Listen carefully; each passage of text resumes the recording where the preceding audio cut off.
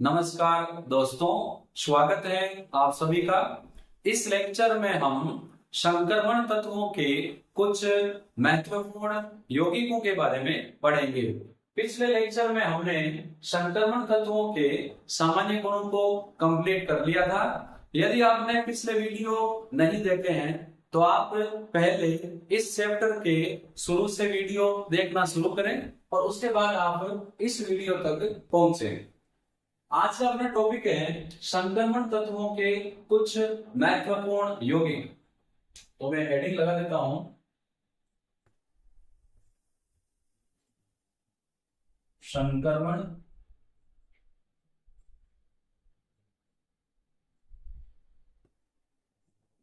तत्वों के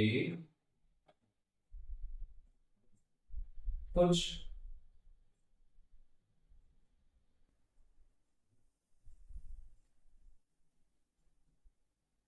महत्वपूर्ण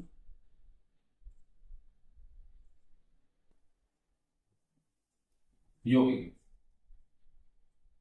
इस चैप्टर में अपने संक्रमण तत्वों के कुछ महत्वपूर्ण यौगिक में ऑक्साइड, पोटेशियम डाइक्रोमेट और पोटेशियम परमैंगनेट है। इस लेक्चर में हम ऑक्साइड और पोटेशियम डाइक्रोमेट के बारे में डिटेल से पढ़ेंगे और नेक्स्ट वीडियो में हम पोटेशियम परमैंगनेट के बारे में पढ़ेंगे। तो पोटेशियम डाइक्रोमेट और ऑक्साइड को हम इस लेक्चर में लेंगे और पोटेशियम परमैंगनेट को हम नेक्स्ट लेक्चर में लेंगे। तो महत्वपूर्ण यौगिकों में हम नंबर 1 ले लेते हैं ऑक्साइड।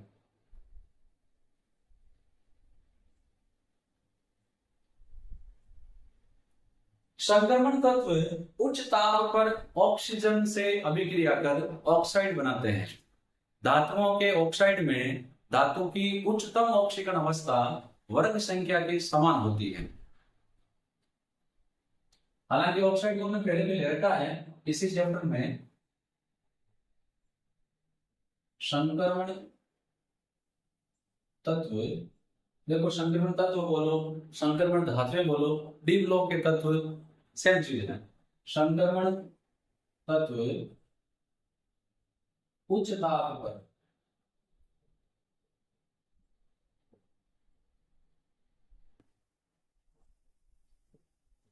ऑक्सीजन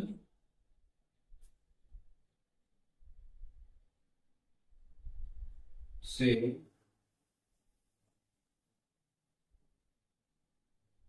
क्रिया कर धातु ऑक्साइड बनाते हैं।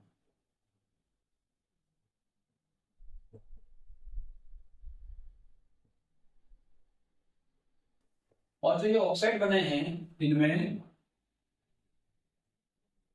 धातु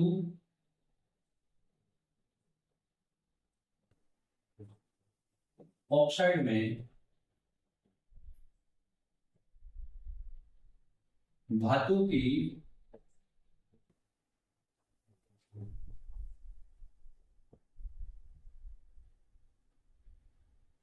ऑक्सीकरण अवस्था,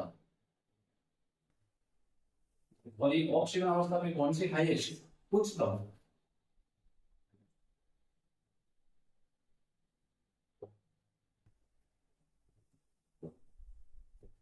वर्ग संख्या के समान होती है।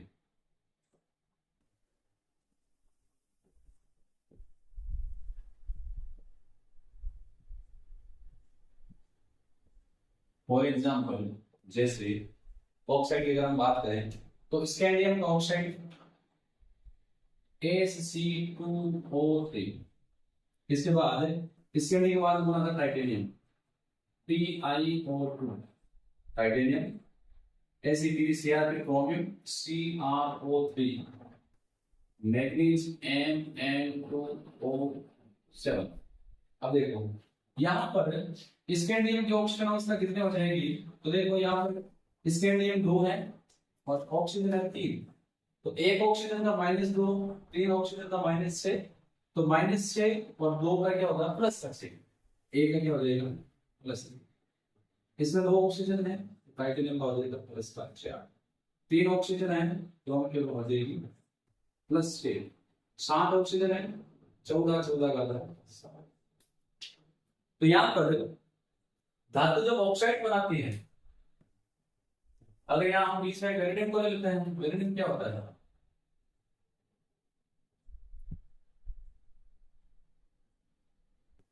V2O5। इसमें वेरिडियम की ऑक्सीजन अवस्था कितनी है? प्लस का 5। तो धातु जब ऑक्सीजन से मिलकर ऑक्साइड बनाती है, तो इनमें धातु की उच्चतम ऑक्सीजन अवस्था वर्ग संख्या के तुल्य होती है। जैसे ये कौन सा वर्ग है? तीसरे वर्ग की है, क्योंकि पहले वर्ग में कौन है? सात धातु में, दूसरे वर्ग में सारी मर्द धातु में, तीसरे वर्ग में ये है, तो ऑक्सीजन अवस्था वर्ग संख्या के समान है।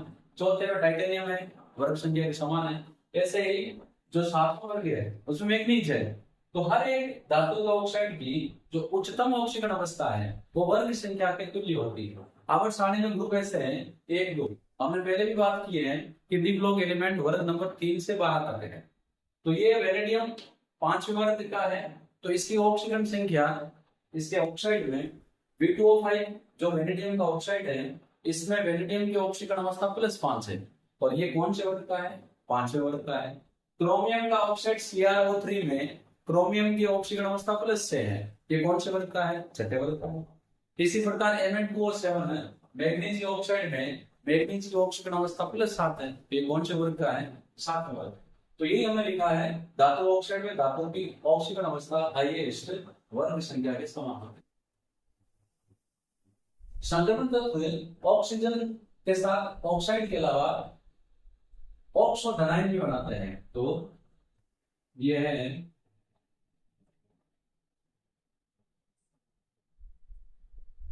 ऑक्सो धनायन भी बनाते हैं।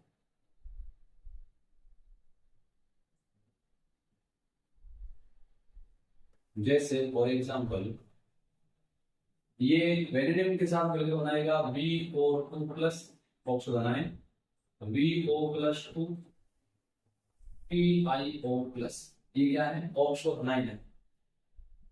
अब जब ये ऑक्साइड उच्चतम ऑक्सीजन अवस्था में होते हैं तो इनका अम्लीय गुण होता है, निम्नतम ऑक्सीजन अवस्था में यह है क्षारीय गुण दर्शाते हैं, और मध्यम ऑक्सीजन अवस्था में यह है उभयधर्मी प्रकृति के होते हैं।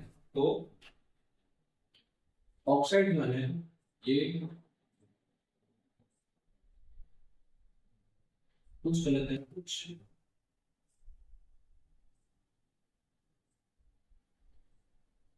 ऑक्सीजन अवस्था, कुछ ऑक्सीजन अवस्था में इनके ऑक्साइड की प्रकृति कैसे होगी? अम्लीय।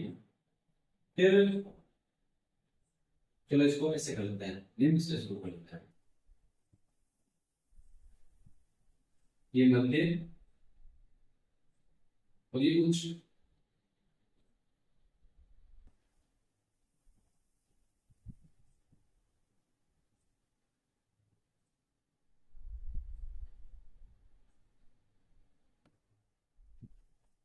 निम्न ऑक्सीजन अवस्था में ऑक्साइड जो है ये कैसे होते हैं?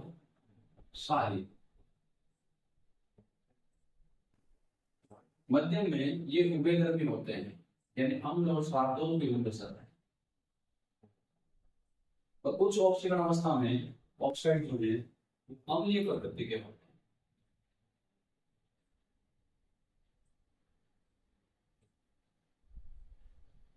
जैसे जैसे ऑक्सीजन अवस्था बढ़ेगी वैसे वैसे ऑक्साइडों का अम्लीय गुण बढ़ेगा। एग्जाम्पल लेते हैं, जैसे मैग्नीशियम ऑक्साइड MnO, MnO2 और MnO7। इसमें मैग्नीशियम की ऑक्सीजन अवस्था +7 है, इसमें एक ऑक्सीजन है तो +2, इसमें 2 ऑक्सीजन है तो +6। देखो सिंपल सा है, ऑक्सीजन अवस्था याद रखना चाहें तो मैग्नीशियम का X प्लस एक ऑक्सीजन की ऑक्सीजन अवस्था -2 होती है, टोटल कितना 0। तो ये x बराबर क्या हो जाएगा? -2 बराबर 2 से हट जाएगा तो क्या हो जाएगा? +2। तो यहाँ पर ये जो MnO है ये ऑक्साइड कैसा है? सारी। ये कैसा है? और ये कैसा है? अम्लीय। इसी प्रकार जैसे जैसे अम्लीय सॉरी जैसे जैसे ऑक्सीकरण अवस्था बढ़ती है यौगिकों का सहसंयोजी गुण बढ़ता है, आयनिक गुण घटता है। तो इसको हम इन शॉर्ट लिख लेते हैं।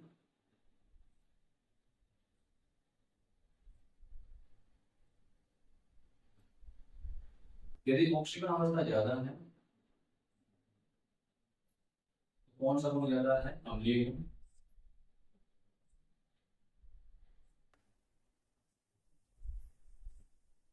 और कौन सा गुण ज्यादा है? यौगिकों का जो नेचर है वो कैसा होगा? शेष। लेकिन आयनिक गुण जो है वो यूनिफॉर्म होते हो, जैसे जैसे ऑक्सीजन अवस्था बढ़ेगी वैसे वैसे आयनिक गुण घटेगा। तो ये हमने बात की कि ऑक्साइड की संगम धातु में उच्च ताप पर ऑक्सीजन से अभिक्रिया करके ऑक्साइड बनाती है।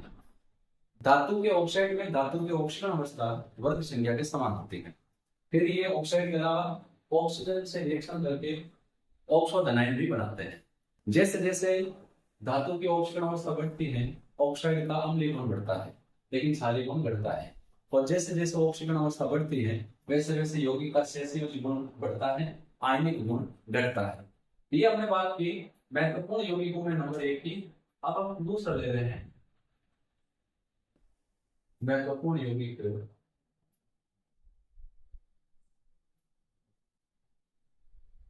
Potassium dichromate.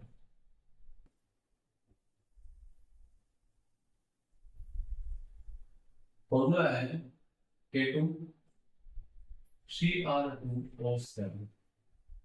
पोटेशियम डाइक्रोमेट में हम पढ़ने वाले हैं इसके निर्माण की विधियां, उसके बाद इसके गुणों में विशेष रूप से इसका ऑक्सीकरण गुण, उसके बाद क्रोमेट और डाइक्रोमेट आयन की संरचना और एंड में हम इसके उपयोग पढ़ेंगे। तो सबसे पहले हम बात कर रहे हैं पोटेशियम डाइक्रोमेट का निर्माण। पोटेशियम डाइक्रोमेट का निर्माण हम एक एसिड से करते हैं जिसका नाम है फेरोक्रोम या क्रोमाइड। तो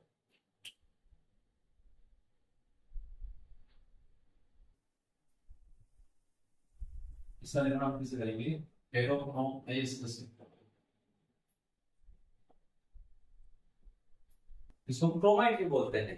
देखो निर्माण कैसे करेंगे, हम लेंगे फेरोक्रोम, पहले मैं आपको स्टेट बताता हूं और फिर रिएक्शन हम समझेंगे। हम फेरोक्रोम का करेंगे वर्जन। सोडियम कार्बोनेट की उपस्थिति में हम इसको ऑक्सीजन के साथ जलाते हैं। वर्जन से फेरोक्रोम जो है ये किस में हो जाएगा?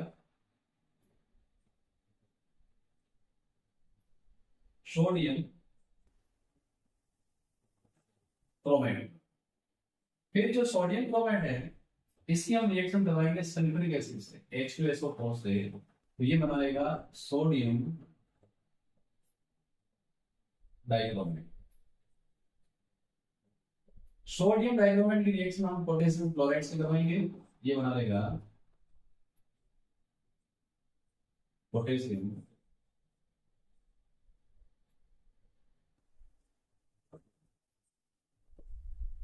डाइक्रोमेट। तो पहले हम फेरोक्रोमाइज करेंगे, उसका वर्जन करवाएंगे, वर्जन से हमें मिलेगा सोडियम क्रोमेट। सोडियम क्रोमेट को हम रिएक्शन करवाएंगे H2SO4 से, बन जाएगा सोडियम डाइक्रोमेट, और उसकी रिएक्शन हम करवाएंगे KCl से, बन जाएगा पोटेशियम डाइक्रोमेट। तो देखो कैसे बनेगा। तो पहला जो स्टेप उसकी बात कर रहे हैं, हम ले रहे हैं फेरोक्रोम FeOCr2O3, ये हो गया अपना फेरोक्रोम।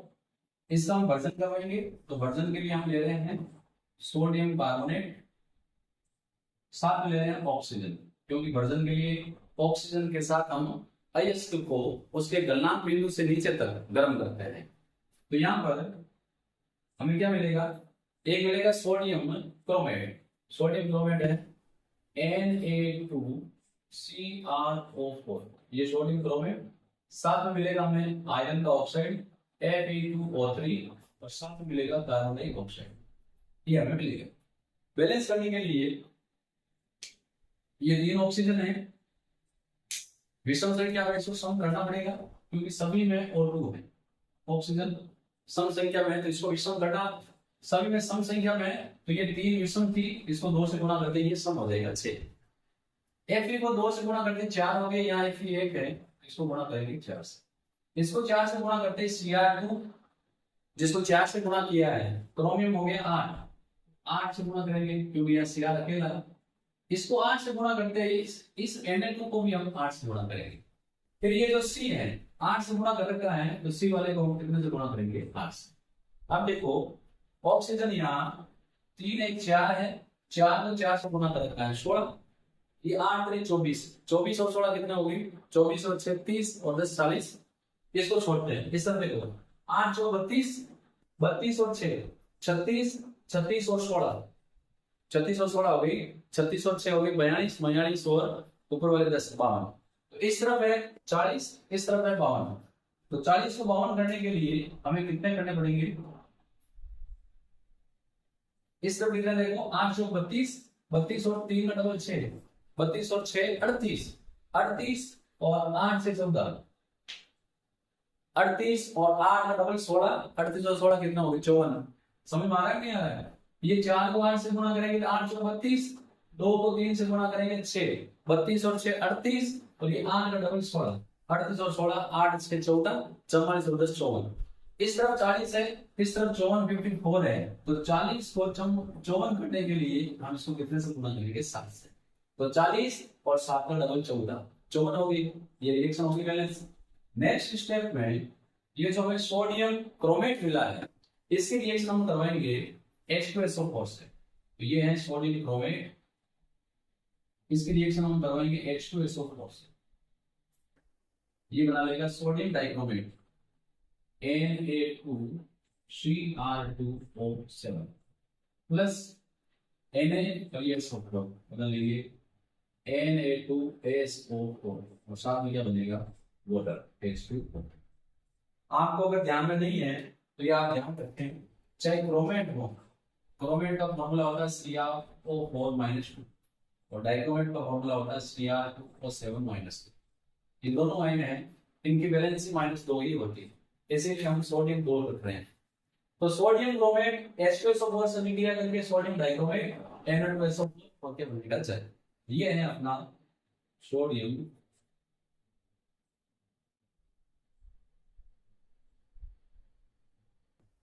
डाइक्रोमेट। रिएक्शन को बैलेंस करते हैं, देखो Na 2 और 2 4, 2 से गुणा कर दिए 4 हुई, क्रोमियम Cr2 2 था, 1 को 2 से गुणा कर रखा 2।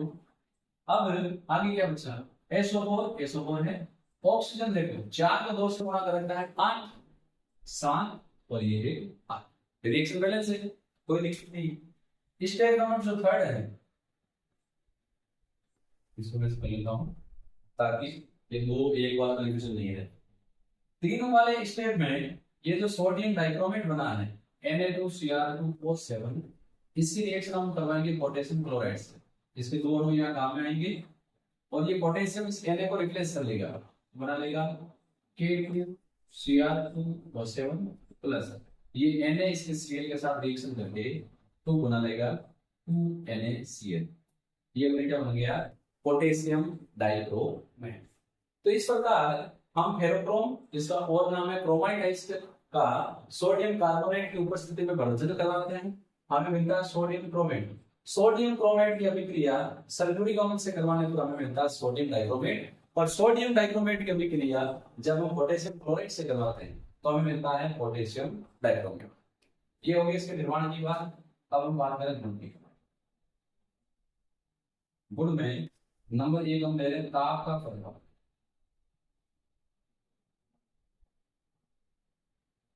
पोटेशियम डाइक्रोमेट को उच्च ताप पर गर्म करने पर यह पोटेशियम क्रोमेट में बदल जाता है। तो क्या होगा, उच्च ताप पर गर्म करने पर यह है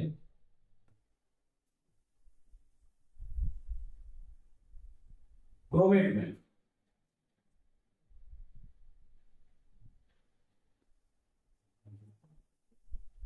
बदल जाता है। तो यहाँ क्या होगा, ये है अपना पोटेशियम डाइक्रोमेट K2Cr2O7। इसको हम गर्म करेंगे हाई टेम्परेचर पर, ये बना लेगा K2Cr4 पोटेशियम क्रोमेट, साथ में बनाएगा Cr2O3 और साथ में देगा ऑक्सीजन गैस। बैलेंस कर लेते हैं। देखो क्रोमियम 2 क्रोमियम 2, पोटेशियम 2 पोटेशियम 2। अब बैलेंस करना क्या रहेगा, ऑक्सीजन। ऑक्सीजन किसी हालत में बैलेंस नहीं होगी, इसीलिए हम क्या करेंगे, इसको गुणा कर लेंगे 2 से और इसको गुणा कर लेंगे 2 से। अब क्या हो गया, ऑक्सीजन हो गई 7 का डबल 14, यहाँ देखो 4 का डबल 8, 8 और 3 कितने हो गई 8 के 11। तो ये हमारी मजबूरी होगी, इसको डबल करना पड़ेगा ताकि ये सम संख्या होते हैं। इसको डबल करते ही इसको गुणा करो 4 से, क्योंकि डबल करते ही क्रोमियम 4, देखो इसको डबल से गुणा करके क्रोमियम कितना हो गई 4 और ये 2 कितना हो गई 8। तो इसको हम गुणा करते हैं 4 से, 4 से गुणा करते हैं, इसको भी 4 से गुणा करो। अब क्रोमियम कितना हो गया, देखो 4 से गुणा करते पोटेशियम तो 4 का डबल 8 हो गई, लेकिन क्रोमियम 2 में 4 और 4 8, क्रोमियम 4 का डबल 8, कोई दिक्कत नहीं, क्रोमियम हो गया। ऑक्सीजन देखो 7 को 4 से गुणा करेंगे 28, यहाँ ऑक्सीजन 16, 4 का गुणा 4 16 और 16 और 6, 16 और 6 में कितना हो गया 16 से 22, 28 करनी है, इसको कितना कर लो, देखो बैलेंस में कितनी हुई, ये 7 और 4 से गुणा गया 28 ऑक्सीजन, 4 का गुणा 4 16, 16 और 3 गुणा 6, 16 और 6 कितने हो गए, अब देखो 4 गुणा 4 16, 16 और 2 गुणा 3 6, 16 6 22, बचे कितने 8, 4 डबल 8 28। और यहाँ सॉरी यहाँ पर मिस्टेक है, 4 डबल 16, 4 गुणा 4 16, 16 और 6 22 और यहाँ 728 22, कितने बचे 6, तो 22 और 6 28। तो इस प्रकार अपना ये बैलेंस हो गया। दूसरा जो इसका कैरेक्टर है तो ये है कि क्रोमेट और डाइक्रोमेट आयन जलीय विलयन में परस्पर रूपांतरित होते हैं, जो विलयन की पीएच पर निर्भर करता है। तो मैं यहां लिख देता हूं, क्रोमेट व डाइक्रोमेट परस्पर रूपांतरित होते हैं, जो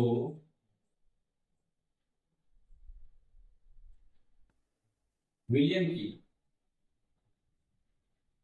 पीएच पर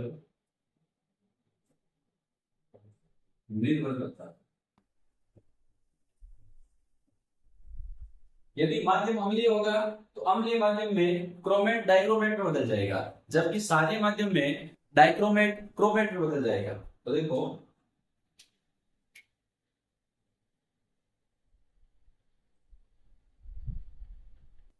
अम्लीय माध्यम, अम्लीय माध्यम में रिएक्शन क्या होगी, देखो यहां पर जो क्रोमेट है CrO4 -2, ये बदल जाएगा डाइक्रोमेट Cr2O7-। अम्लीय माध्यम है, इसीलिए बैलेंस करने के लिए हम जोड़ देंगे H+ साइन और यहाँ जोड़ देंगे 2 डाइक्रोमेट सॉरी क्रोमियम 2 से बना। तो देखो क्रोमियम 2 क्रोमियम 2, ऑक्सीजन 4 डबल 8, 7 और 1 8, हाइड्रोजन 2 हाइड्रोजन 2। तो अम्लीय माध्यम में क्रोमेट बदल जाएगा डाइक्रोमेट में, तो क्षारीय माध्यम में डाइक्रोमेट बदल जाएगा क्रोमेट में। तो मैं यहां लिख देता हूं क्षारीय माध्यम। तो यहां क्षारीय माध्यम में क्या होगा, ये जो डाइक्रोमेट है Cr2O7-2, ये हाइड्रोक्साइड आयन ग्रहण करेगा और बदल जाएगा क्रोमेट में Cr2O4-2। बैलेंस करने के लिए 2 से गुणा, यहां क्या होगा H2O। देखो ऑक्सीजन 7 1 8, 4 डबल 8 ज्यादा हो गया Cr2O7। अच्छा ऑक्सीजन ये 7 और ये 8, ये 4 डबल 8। फिर बैलेंस करने के लिए क्या करना पड़ेगा, अपने ऑक्सीजन का हो रहा है नुकसान, तो नुकसान की भरपाई के लिए ये कर देते हैं 2 को बैलेंस। तो यहाँ 7 और 1 8 ऑक्सीजन, 4 डबल 8, 7 और 2 9 9 है, ये 4 डबल 8 और 1 2 हाइड्रोजन 2 हाइड्रोजन। तो अम्लीय माध्यम में क्रोमेट बदल जाएगा डाइक्रोमेट में, जबकि क्षारीय माध्यम में डाइक्रोमेट बदल जाता है क्रोमेट में। देखिए ये जो रिएक्शन है मैंने आपको बताई है, ये इनऑर्गेनिक केमिस्ट्री की रिएक्शन है, जिनको बैलेंस करने में खूब माथा पच्ची करनी पड़ती है। मैंने भी आपको यहाँ 2-3 बार गुणा करके बताया अच्छे से। आप भी एक बार आप इसको रफ रजिस्टर में मैनुअली अपने आप करने की कोशिश करें। हो सकता है कहीं पर आप रुक जाएं, अटक जाएं, लेकिन फिर आप अगर अटकते हो तो आप बुक की या नोट्स की हेल्प ले सकते हो, लेकिन आपको कम से कम 2-3 बार सेल्फ करना पड़ेगा, तब जाकर आपके ये ध्यान में आएगी। तो पोटेशियम डाइक्रोमेट बनाने के बाद यदि इसको हम कुछ ताप पर गर्म करें तो ये पोटेशियम डाइक्रोमेट ब्रोमेट में बदल जाता है। ये रिएक्शन बैलेंस करके मैंने आपको बताई है। जलीय विलयन में क्रोमेट और डाइक्रोमेट आयन परस्पर रूपांतरित होते हैं। अम्लीय माध्यम में क्रोमेट डाइक्रोमेट में बदल जाता है, जबकि क्षारीय माध्यम में डाइक्रोमेट क्रोमेट में बदल जाता है, जो विलयन के पीएच पर डिपेंड करता है। वाटर इरेज करते हैं।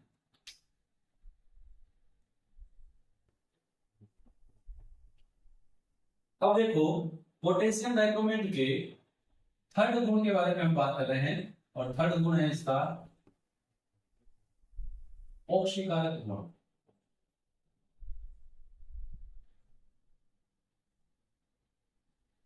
पोटेशियम डाइक्रोमेट अम्लीय माध्यम में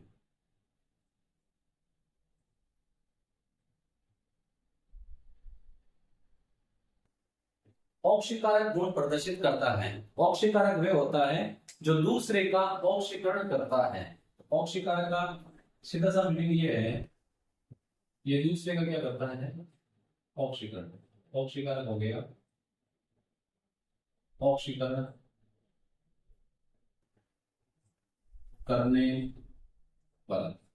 अब देखो अम्लीय माध्यम में पोटेशियम डाइक्रोमेट की क्या रिएक्शन होती है। इसमें जो डाइक्रोमेट है Cr2O7-2, ये कन्वर्ट होता है सीधा सा, थोड़ी सी जगह छोड़ देते हैं, आएगी, ये सीधा सा कन्वर्ट होता है Cr+3 अम्लीय माध्यम। अब रिएक्शन को बैलेंस करेंगे तो सबसे पहले यहाँ क्रोमियम 2 है, क्रोमियम 1 है, 2 से गुणा करेंगे। ऑक्सीजन की संख्या को संतुलित करने के लिए दूसरी तरफ उतने ही जल के अणु जोड़े जाते हैं। ये 11th केमिस्ट्री का जो चैप्टर था रेडॉक्स रिएक्शन, जिसमें हमने आयनिक अभिक्रियाओं को संतुलित करना पड़ा था, उससे सीधा संबंधित है, क्योंकि ये आयनिक अभिक्रिया है। तो हमने ऑक्सीजन को बैलेंस करने के लिए दूसरी तरफ जल जोड़ेंगे 7 ऑक्सीजन, तो इस तरफ कितने जल अणु जोड़ेंगे 7। हाइड्रोजन को बैलेंस करने के लिए H+ जोड़ेंगे, इस तरफ हाइड्रोजन है 7 का डबल 14, इस तरफ नहीं है, तो कितने H+ जोड़ेंगे 14 H+ प्लस आवेश संतुलित करने के लिए इलेक्ट्रॉन जोड़ेंगे। तो यहाँ आवेश देखो कितना है, 4 दिया कुछ नहीं, यहाँ -2 है, और ये 14 प्लस है, प्लस के 14 में से माइनस के 2 गए, प्लस के 12, इस तरफ प्लस के 3 को 2 से गुणा कर रखा है, तो प्लस के 3 को 2 से गुणा करेंगे प्लस के 6, इस तरफ प्लस के 6, इस तरफ प्लस के 12, तो इस तरफ भी प्लस के 6 करो तो कितने इलेक्ट्रॉन जुड़ेंगे 6, तो प्लस के 12 में से माइनस के 6 जाएंगे तो कितना बचेगा प्लस का 6। तो ये इसके अम्लीय माध्यम में होने वाली क्रिया है। अब हम अलग अलग एग्जांपल ले रहे हैं ऑक्सीकारक में। पहला है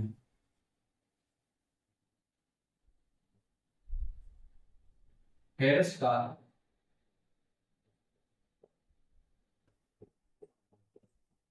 फेरिक में ऑक्सीकरण।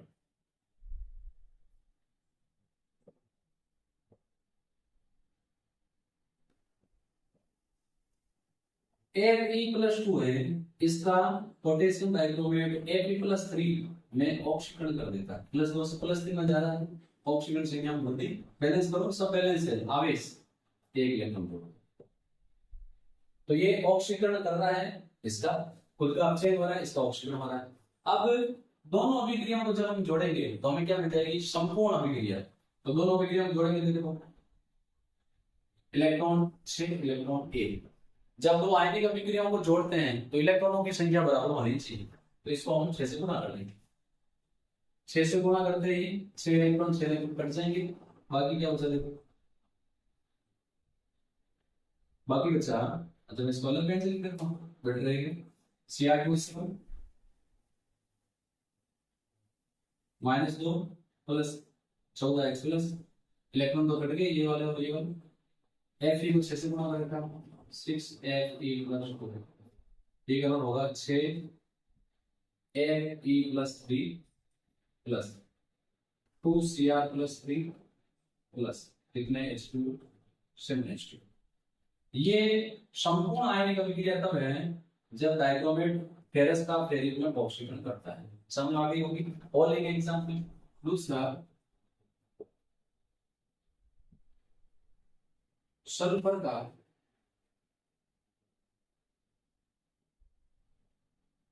सल्फाइड में ऑक्सीकरण।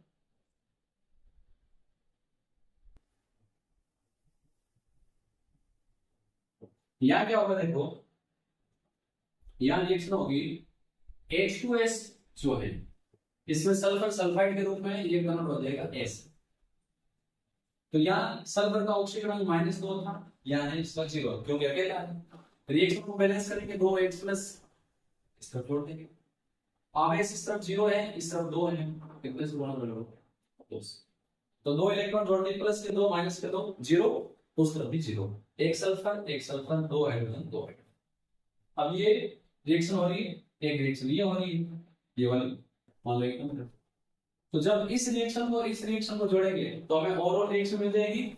यहाँ इलेक्ट्रॉन 6 है, यहाँ इलेक्ट्रॉन 2 है, तो इसको कितने से गुणा करना पड़ेगा 3 से। 3 से गुणा करते ही इलेक्ट्रॉन बराबर होंगे। चाहिए जब दो आयनिक अभिक्रियाओं को जोड़ते हैं तो दोनों को ऐसी संख्या से गुणा करते हैं कि इलेक्ट्रॉन की संख्या समान हो जाए। इसमें 6 थी, इसमें 3 है, तो 3 को 2 से गुणा करते 6 हो जाएगा। तो ये पोटेशियम डाइक्रोमेट सल्फाइड या सल्फर में ऑक्सीकरण करेगा, तो ये अपचयन वाली अभिक्रिया, ये ऑक्सीकरण वाली अभिक्रिया, दोनों को जोड़ेंगे तो संपूर्ण अभिक्रिया में मिलेगी। बार बार नहीं लिख रहा हूं क्योंकि बार बार वापस यहाँ लिखो फिर जोड़ो, इससे बेटर है हम डायरेक्ट जोड़ रहे हैं। देखो क्या होगा, ऊपर वाला सेम लिख लो, Cr2O7 -2 Cr2O7 -2 प्लस 14H+। ये ऊपर वाले हो गई, 6 इलेक्ट्रॉन से 6 इलेक्ट्रॉन ये कट जाएंगे, ये वाला 2 गुना 3। H2S को 3 से गुणा करता है 3H2S, फिर ये S को 3 से गुणा 3S, H को 3 से गुणा 6H+। ये अभिक्रिया तब होगी जब पोटेशियम डाइक्रोमेट सल्फाइड का सल्फर में ऑक्सीकरण करेगा। एक और ले लेते हैं, जितने मर्जी लो, कोई फर्क नहीं पड़ने वाला। 10+2 का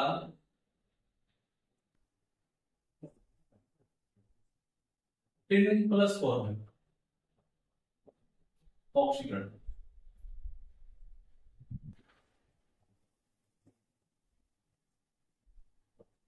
यहां पर जो 3m+2 इसका ऑक्सीकरण करेगा पोटेशियम डाइक्रोमेट +4। सब वैलेंस है, खाली इलेक्ट्रॉन है, यहाँ +2 है, यहाँ +4 है, तो +4 को +2 करने के लिए 2 इलेक्ट्रॉन जोड़ो। वही चीज है, देखो एक बार मैं आपको इसको लिख के बता देता हूँ। ये ऑक्सीकरण वाला अभिक्रिया, ये अपचयन वाला Cr2O7 -2 plus 14H+ plus 6 electron, ये बदल रहा है 2Cr+3 और 7 दे दिया। अब इन दोनों को हम जोड़ देंगे। एक बार अलग लिख के बता रहा हूं ताकि ये भी नहीं रहेगी दिक्कत हो रही है। 6 इलेक्ट्रॉन 2 इलेक्ट्रॉन कितने से गुणा करेंगे 3 से। बस जब दो आयनिक अभिक्रियाओं को जोड़ते हैं तो हमें इलेक्ट्रॉन की संख्या को इक्वल करना है। अब यहाँ पर क्या हो जाएगा देखो, Sn ये इलेक्ट्रॉन से इलेक्ट्रॉन में Sn को 3 से गुणा 3Sn+2, फिर Cr2O7 साथ में चले -2 14 है H+3। ये कन्वर्ट हो रहे हैं 3 गुणा कर रखा है इससे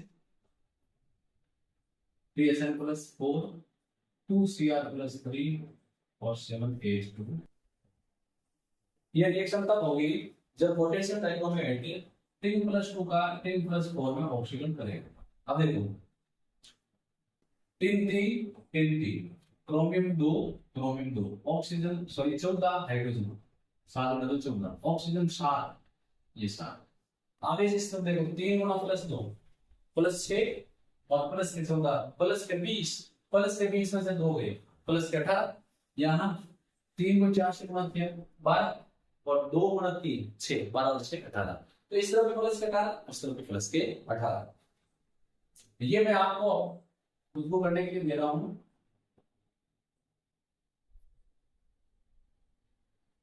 आयोडाइड का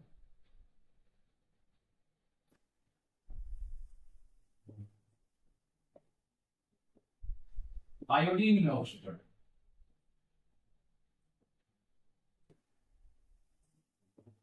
आयोडाइड होता है I माइनस, इसका पोटेशियम डाइक्रोमेट ऑक्सीकरण करेगा आयोडीन में, या -1 है या अकेला है तो 0। देखो बैलेंस करेंगे, दो दो, इस तरफ आगे से 2 -1 माइनस के 2, इस तरफ 0, तो कितने इलेक्ट्रॉन जोड़ दो। अब आपको इस रिएक्शन से ये वाले रिएक्शन जोड़ के और रिएक्शन लिखनी है, तो बताना कितनी आपको प्राप्त हुई है। ज्यादा कुछ करना नहीं है, इसमें भी 2 इलेक्ट्रॉन है, इसमें 2 इलेक्ट्रॉन है, ठीक है। चलो रख के बता देता हूँ, जोड़ेंगे तो 2 इलेक्ट्रॉन है, इसमें कितने इलेक्ट्रॉन है, 6, 3 जमा कर लेंगे। यहाँ क्या बचा, Cr2 O7 -2, 14H plus plus 2 को 3 से गुणा कर रखा, 6I माइनस, ये बदला 3I2, इलेक्ट्रॉन तो बढ़ जाएंगे, 2Cr प्लस 3, और कितने H2 है, 7H2। ये रिएक्शन तब होगी जब आयोडाइड का आयोडीन में पोटेशियम डाइक्रोमेट ऑक्सीकरण करे। तो इतने सारे एग्जाम्पल से आपको समझ में आ गया होगा कि किस प्रकार अम्लीय माध्यम में पोटेशियम डाइक्रोमेट ऑक्सीकरण करता है। अब अगला जो इसका टॉपिक है पोटेशियम डाइक्रोमेट का, वो है संरचना। तो संरचना में हम दोनों की संरचना ले लेते हैं, bromate, ion, formula Cr O4 -2, dichromate,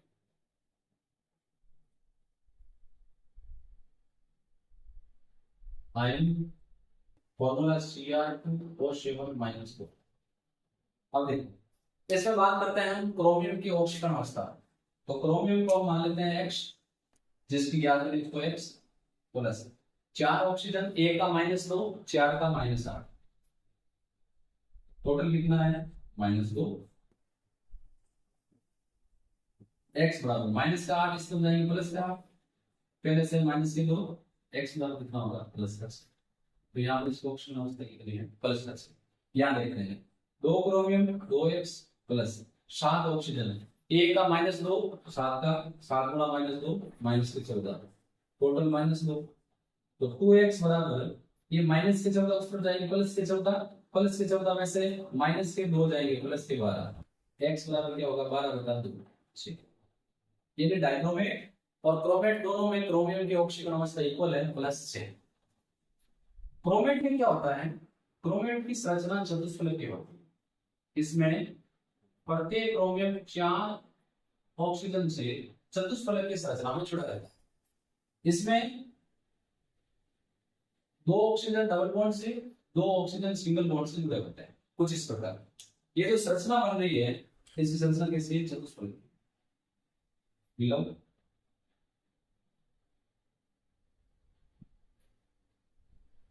और डाइक्रोमेट की संरचना में 2 चतुष्फलक परस्पर ऑक्सीजन से जुड़े होते हैं, कुछ इस प्रकार। ये क्रोमियम पहला ऑक्सीजन, दूसरा, तीसरा। ये क्रोमियम पहला ऑक्सीजन, दूसरा ऑक्सीजन, तीसरा ऑक्सीजन। तो ये आपस में एक ऑक्सीजन, ये माइनस वाला ऑक्सीजन, ये माइनस वाला, -2 हो गए, double bond double bond double bond double bond. तो डाइक्रोमेट में 2 चतुष्फलक, ये पहला चतुष्फलक की संरचना और ये दूसरी चतुष्फलक की संरचना।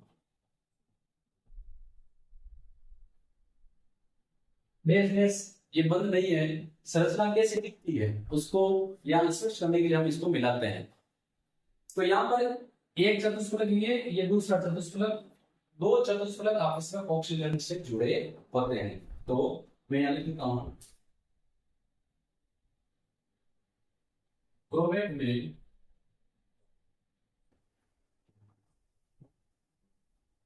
प्रत्येक क्रोमियम 4 ऑक्सीजन से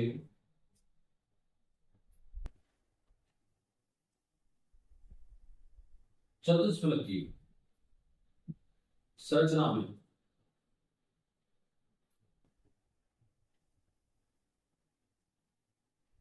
जुड़ा होता है। और इसमें डायग्राम में दो चतुष्फलक टेट्राहेड्रल स्ट्रक्चर जो है परस्पर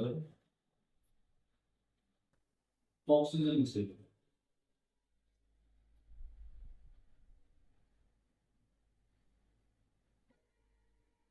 जुड़ी होती है। ये है क्रोमेट और डाइक्रोमेट की संरचना। इसमें लास्ट टॉपिक बचता है पोटेशियम डाइक्रोमेट के उपयोग। पोटेशियम डाइक्रोमेट का पहला उपयोग होता है, इसका उपयोग आयतनीय विश्लेषण में, वॉल्यूमेट्रिक एनालिसिस में प्राथमिक मानक के रूप में किया जाता है। दूसरा इसका उपयोग कार्बनिक रसायन में ऑक्सीकरण के रूप में, और तीसरा फोटोग्राफी में जिलेटिन की फिल्म को कठोर बनाने में किया जाता है। तो ये जितने भी इसके एप्लीकेशन है, क्या पता एग्जाम में पूछ लें तो मैं यहाँ पर लिख देता हूँ।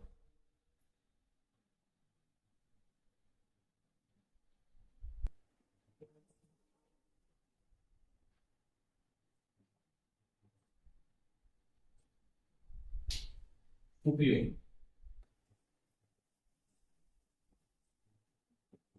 जब हम टाइट्रेशन करते हैं उसमें टाइट्रेशन में होता है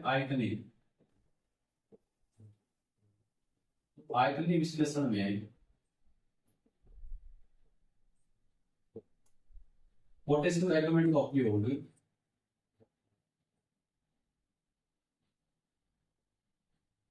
प्राथमिक मानक के रूप में किया जाता है।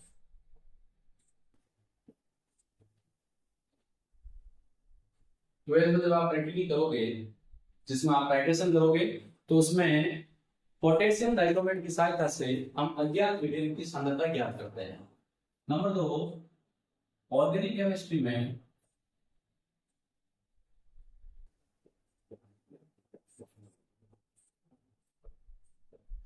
ऑक्सीडाइजिंग एजेंट के रूप में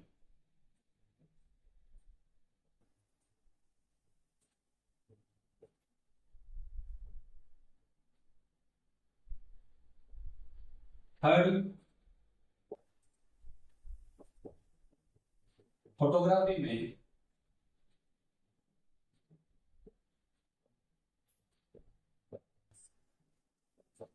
जिलेटिन फिल्म को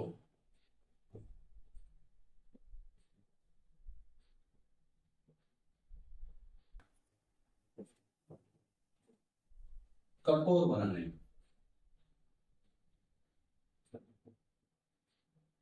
देखिए पुरानी फोटोग्राफी है जिसमें पहले फोटो खींच के जो नेगेटिव होता था, रोल आता था, जिसमें नेगेटिव की हेल्प से कैमरे में फोटो खींची जाती थी। फिर उस नेगेटिव को फोटो बनाने वाला अपने लैब में ले जाता और वहां डार्क रूप में उस नेगेटिव से कांच के नीचे कागज रख के फोटो बनाता। तो उसमें पोटेशियम डाइक्रोमेट का उपयोग जो जिलेटिन फिल्म होती है उसको कठोर बनाने में किया जाता है। तो यहाँ पर हमने संक्रमण तत्वों के कुछ महत्वपूर्ण यौगिकों में नंबर 1 ऑक्साइड और नंबर 2 पोटेशियम डाइक्रोमेट को कंप्लीटली पढ़ लिया है। और जो भी बच्चे ये वीडियो एंड तक देख रहे हैं उनको हर एक चीज आराम से समझ में आई होगी, चाहे रिएक्शन है, चाहे इसके ऑक्सीकारक गुण वाली अभिक्रियाएं हैं, सभी आपको अच्छे से समझ में आई होगी। कोई भी डाउट नहीं रहा होगा।